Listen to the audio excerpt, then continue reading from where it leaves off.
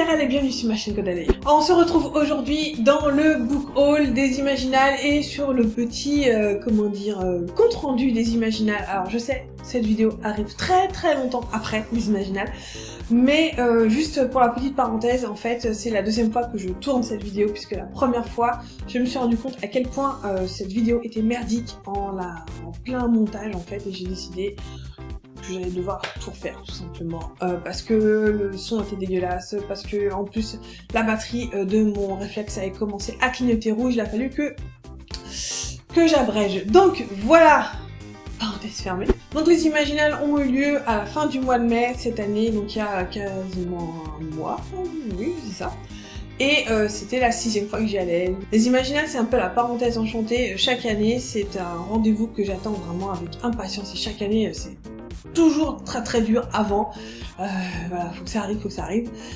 Et c'est toujours, comme je vous disais, une parenthèse enchantée parce que on se retrouve entre gens de bonne compagnie et on retrouve plein de potes aussi, des fois qu'on voit qu'une fois dans l'année aux Imaginales, donc plein d'amis. IES et IS, booktubeurs, blogueurs, auteurs, autrices, etc. Et voilà, les Imaginales, c'est vraiment un endroit que j'affectionne vraiment très intimement, on va dire. Alors cette année, je sais que j'ai pas forcément été hyper disponible pour tout le monde. Je venais avec des amis, c'était la première fois en fait qu'ils venaient et je voulais vraiment partager ça avec eux en petit comité. Et pouvoir essayer de, voilà, comme je vous disais, les Imaginales, c'est un festival qui est très particulier pour moi, et je voulais vraiment en profiter à 200% pour moi, de façon peut-être purement égoïste, mais je voulais pas forcément m'éparpiller en tant que booktubeuse, passer partout. Je voulais vraiment, voilà, profiter des conférences, profiter de mes amis, discuter, voilà, d'écriture, discuter de bouquins avec plein d'amis, ce qui fait que j'en ai vu peu, il y en a beaucoup que j'ai vu qu'en coup de vent et j'en suis la première, désolée. D'ailleurs pour tous ceux qui regardaient cette vidéo, je vous embrasse très fort. J'espère que l'année prochaine on aura un petit peu plus de temps pour partager du temps ensemble, parce que voilà, il y a que malheureusement que 4 jours, en plus la plupart d'entre nous on vient que 3 jours, c'est un petit peu difficile de se partager, voilà. Pour satisfaire et soi et tout le monde, c'est un petit peu compliqué. En tout cas, peut-être que d'ici l'année prochaine, on aura inventé le don d'ubiquité, ce que je doute fort, mais ce serait très utile. Bref, chaque année, c'est toujours hyper intéressant. Ce que j'ai aimé donc cette année, c'était les conférences qui, j'ai l'impression, ont été un tout petit peu renouvelées parce que il faut dire, d'année en année, il y a des intitulés qui sont quand même relativement souvent les mêmes. Là, j'ai eu l'impression quand même que ça avait un tout petit peu changé. Et j'ai participé encore cette année, c'est vraiment un truc que proposent les Imaginales que je ne loupe jamais. Ce sont les petits déjeuners et déjeuners avec les auteurs, qu'on les élus, qu'on les découvre donc avec justement ces petits déj. Je trouve ça, enfin, j'adore cette proximité qu'on peut avoir avec un auteur, avec quelqu'un, voilà, qui crée, qui est dans la création, enfin c'est quelque chose dont je me sens proche en fait. La création, que ce soit artistique, littéraire, etc. C'est quelque chose à laquelle je suis sensible, voilà. Et donc cette année, j'ai pu notamment manger avec plein d'auteurs, des auteurs d'ailleurs suisses que je connaissais pas du tout, avec qui j'ai passé un très bon moment. J'ai aussi déjeuné avec Jim Hines, dont j'avais encore jamais rien lu, mais qui est absolument adorable. Et j'ai également réussi à donc déjeuner avec Bradley Beaulieu, donc l'auteur des 12 rois de Characaille, qui pour une fois, dont j'avais déjà lu les livres. Et pareil, ça a été une rencontre absolument magique, même si c'était pas un coup de cœur, même s'il y a des choses que je reproche à ce livre. Voilà, rencontrer l'auteur, discuter avec lui, de voir justement là comment est-ce qu'il conçoit son métier d'écrivain, comment est-ce qu'il conçoit la création artistique, comment est-ce qu'il s'en sort dans certaines conditions littéraire, et puis plus prosaïquement, comment est-ce qu'on est écrivain, aux États-Unis, comment est-ce qu'on vit de sa plume aux États-Unis, comment ça fonctionne. On a vraiment un rapport très direct avec eux, et voilà, ça c'est un truc que proposent les Imaginales que je n'ai jamais vu nulle part ailleurs, et voilà, que je chéris vraiment très fort. Alors je tiens aussi à faire un énorme coucou, un énorme bisou à tous les amis blogueurs, blogueuses, booktubeurs, booktubeuses, lecteurs, lectrices, qui passait par là. Je vous fais d'énormes bisous. Je vais pas essayer d'offenser qui que ce soit en lançant des noms, en oubliant la moitié, puisque c'est évidemment ce qui va arriver. Donc en tout cas, voilà, vous qui êtes derrière votre écran, si vous étiez aux Imaginales, je vous embrasse. Alors déjà, petite parenthèse, pour l'année prochaine, j'ai décidé d'y aller les 4 jours, donc à partir du jeudi. D'habitude, j'y vais à partir du vendredi jusqu'au dimanche. L'année prochaine, j'y vais à partir du jeudi. L'hôtel est déjà réservé, donc ça c'est fait. Voilà, j'ai vraiment envie de profiter l'année prochaine plus encore de tout le festival, parce que voilà, le vendredi, quand on arrive à midi et que voilà, on a un peu perdu la moitié de la journée, donc j'ai vraiment envie de profiter d'un jour de plus pour les Imaginales. Parce que voilà, c'est un festival important, d'autant plus que je me suis lancé un défi pour l'année prochaine. Je sais pas si vous le savez, mais en fait il y a ce qu'on appelle des speed dating auteurs-éditeurs donc aux Imaginales, et avec plusieurs amis on s'est lancé le défi de participer donc ensemble au speed dating des auteurs-éditeurs. Donc je me suis lancé le défi de terminer le premier jet de mon roman, donc cette année, que voilà, je puisse proposer quelque chose vraiment déjà presque de terminé, j'espère de terminer, donc aux maisons d'édition l'année prochaine, pourquoi pas. Je suis vraiment remontée à bloc, je suis motivée à mort pour terminer mon premier jet.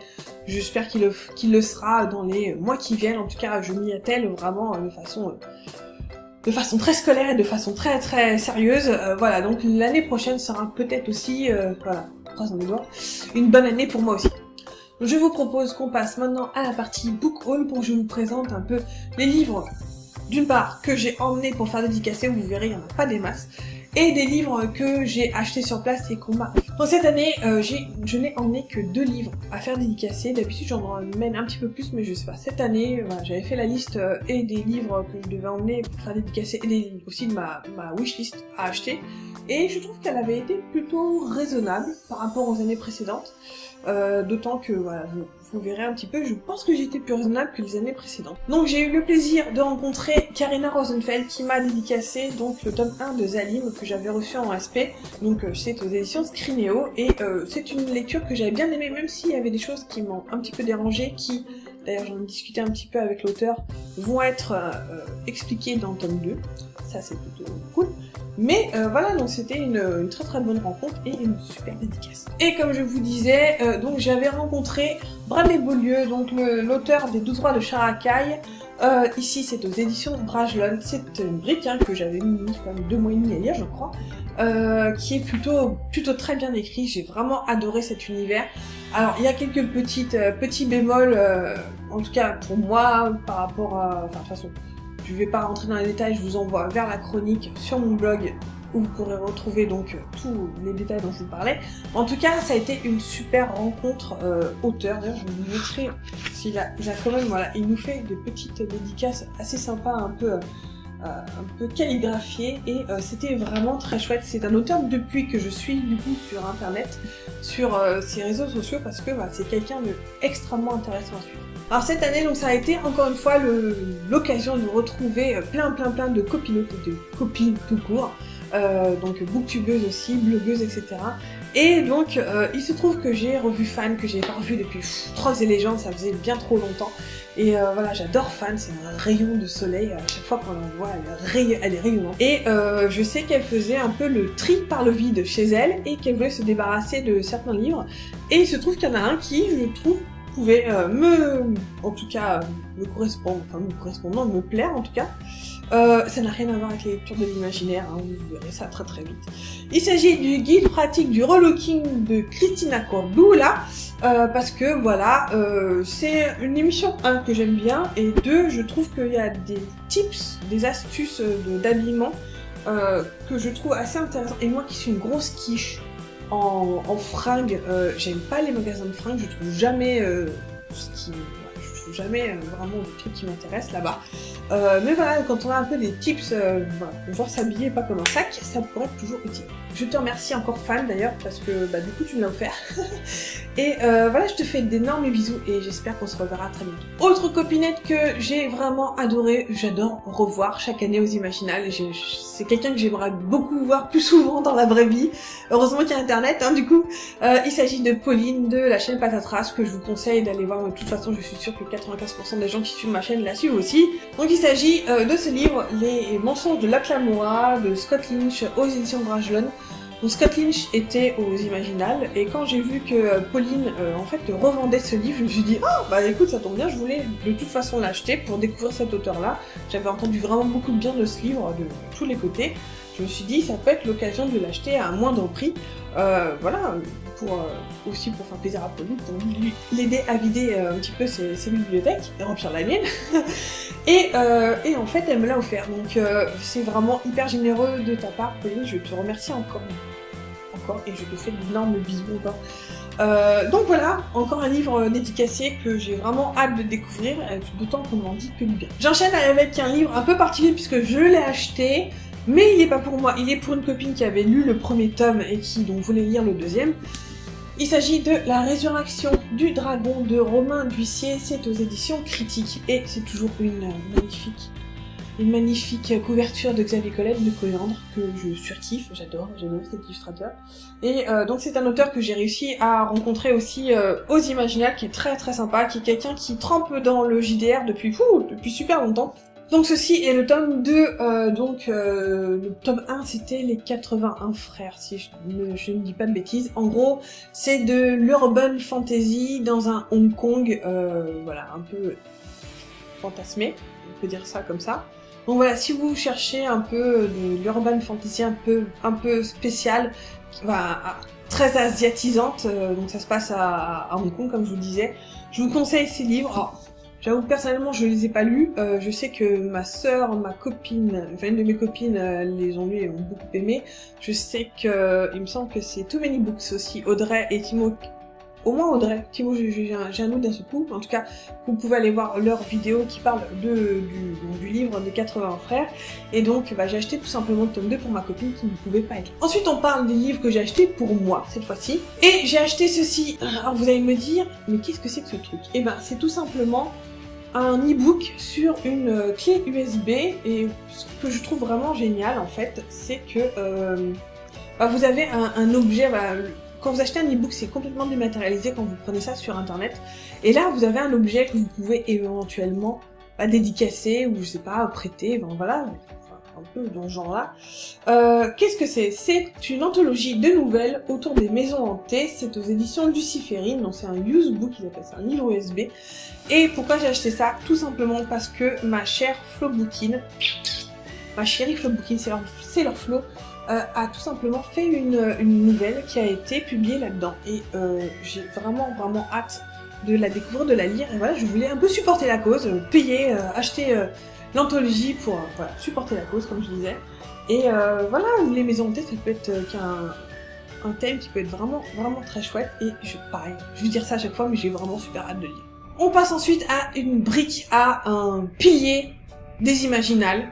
Il s'agit de Philippe Jaworski, Gagner la guerre, ça c'est aux éditions Folio SF. Je crois que c'est le seul livre que j'ai acheté là-bas que je n'ai pas pu faire dédicacer, parce que Philippe Jaworski, il faut savoir qu'il y a toujours une queue de 3 km de long à chaque fois qu'il dédicace, et pour cause, hein, Philippe Jaworski, ça roxe du poney, j'ai envie de dire. Pourquoi j'ai acheté ça? Tout simplement parce que depuis le temps que j'en entends parler, il me le fallait, d'autant que le pire, c'est que en fait je l'ai en e-book. J'ai commencé à lire genre les 2 premières pages et j'ai fait c'est pas possible, il me le faut en papier, parce que c'était un orgasme littéraire quoi.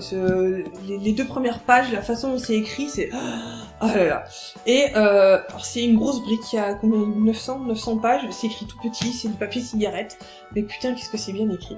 Quand je vous disais, j'ai lu que les 2-3 premières pages, et rien que ça m'a fait acheter le livre quoi. C'est de la fantasy, on va dire ça, un peu épique, un peu rocambolesque, j'ai l'impression. Voilà, je vais pas trop en dire, tout simplement parce que je ne connais pas du tout, je n'ai pas lu plus que ça, mais je n'en entends que du bien, de tous les côtés. J'ai jamais entendu une seule chronique, une seule critique négative. Et voilà, je suis Jean-Philippe Jaworski, en plus j'ai dit Philippe Jaworski, c'est Jean-Philippe Jaworski. Hein. Donc voilà, qui est, comme je disais, un pilier des Imaginales, donc il faut un jour que je lise ce livre, quoi. On passe ensuite à 2 livres du même auteur. Donc vous avez ici Royaume de vent et de colère de Jean-Laurent Del Socorro, et c'est aux éditions J'ai lu, donc c'est en poche. Et j'ai acheté aussi son 2e livre, il s'agit de Boudica, toujours de Jean-Laurent Del Socorro, et c'est aux éditions Actuel. Alors ce livre-là, j'en avais déjà entendu parler aux Imaginales, il y a 2 ans quand j'y étais, et ils en disaient vraiment beaucoup de bien. Et le pitch, en gros, si je me souviens bien, c'est au XVIe siècle, pendant les grandes guerres de religion en France. Vous avez en fait Marseille qui veut faire sécession du royaume de France. Je crois que c'est sous Henri IV, si je dis... Ouais, voilà, c'est ça. Et donc vous avez un contexte historique réel, mais vous avez de la fantaisie avec de la magie là-dedans.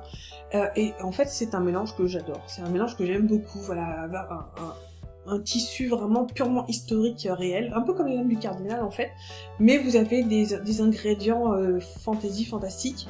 C'est une alchimie que j'aime beaucoup, et je crois que c'était un prix Elbakin 2015, donc c'est bien ça. Et du coup j'en avais entendu vraiment que du bien à l'époque, et j'ai attendu qu'il sorte en poche pour le découvrir. Et je suis sûre que ça va être une très bonne lecture. Et donc le deuxième, c'est Boudica. Boudica qui est en fait une reine un peu mythique, celtique, tout ça. Oui, en l'an 1, donc c'est vraiment très vieux.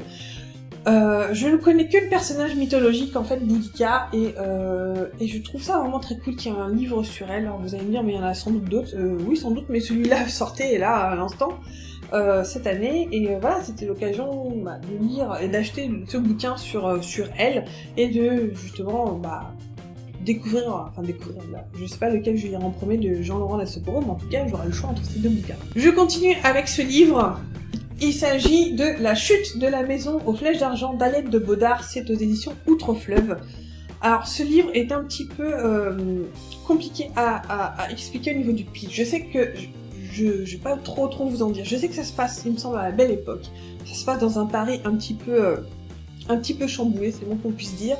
Et c'est un Paris de la Belle Époque aussi, avec des familles, avec des pouvoirs magiques qui se disputent les territoires. Je vais pas en dire plus. Pourquoi j'ai acheté ce livre? Tout simplement parce que c'est Alette de Bodard qui l'a écrit. Et Alette de Bodard, elle a écrit un livre que j'ai lu, que j'ai découvert à mes premières Imaginales et que j'avais adoré. Je disais, et il s'agissait d'Obsidienne et de sang, donc j'avais découvert ça en 2011. C'était de la fantaisie aztèque, et ça défonçait, c'était vraiment trop bien, j'avais adoré. Et donc, elle était là, et elle proposait son nouveau roman, et je me suis dit, tiens, pourquoi pas, j'ai envie de me lancer là-dedans.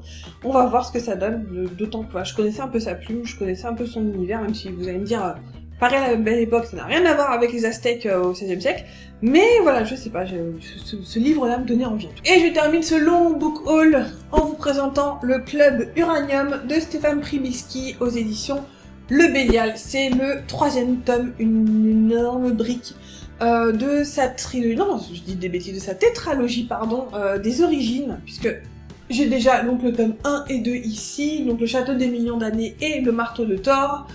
Il y a ici Club Uranium, et je crois que le dernier s'appelle Le Crépuscule des Dieux, si je ne dis pas de bêtises, qui sort là, en plus je crois qu'il sort en juin, je vais peut-être déconner, mais il sort là incessamment sous peu, et c'est une énorme brique aussi, il est énorme, je sais pas combien, il fait plus de 500 pages, il fait même 600 pages, avec les annexes et tout, mais voilà, c'est le 3e tome, les couvertures sont toujours à taper le cul par terre, j'adore les couvertures de ces 3 livres-là. Donc l'auteur Stéphane Pribiski, c'est un auteur purement imaginal que j'ai découvert là-bas, avec qui j'ai sympathisé, qui vient de la région de Metz en plus, donc la région où j'ai habité pendant quelques temps.